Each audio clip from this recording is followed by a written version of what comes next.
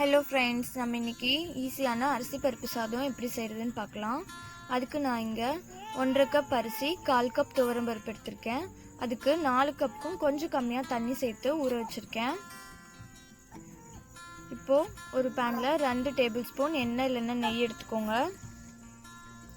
இப்போ நெய் சூடானதுக்கப்புறம் கொஞ்சமாக கடுகு,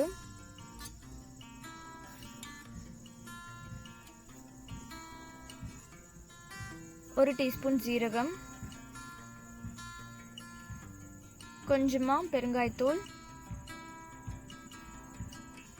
2 பச்சை மிளகாய் உங்கள் காரத்துக்கு ஏற்ற மாதிரி சேர்த்துக்கோங்க. இப்போ இது ஒரு வாட்டி நம்ம கலந்து விட்டுடலாம்.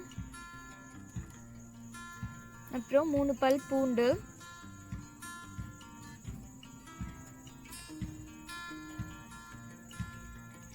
கொஞ்சமாக நறுக்குன வெங்காயம், நான் கொஞ்சம் தான் சேர்த்துக்கிறேன், கொஞ்சம் கருவேப்பிலை இலை சேர்த்துட்டு வெங்காயம் நல்லா வதங்குற வரைக்கும் ஃப்ரை பண்ணிக்கோங்க. வதங்கினதுக்கப்புறம் ஒரு தக்காளியை நான் சின்ன சின்னதாக கட் பண்ணி சேர்த்துக்கிறேன். சேர்த்துட்டு 1/2 டீஸ்பூன் மஞ்சள், 1/2 டீஸ்பூன் சாம்பார் பவுடர், உங்களுக்கு காரம் பத்தலை இன்னும் வேணும்னா மிளகாய் தூள் கூட கொஞ்சம் சேர்த்துக்கோங்க. இப்போ இது நல்லா கலந்து விட்டுட்டு தக்காளி நல்லா வதங்குற வரைக்கும் ஃப்ரை பண்ணிக்கலாம்.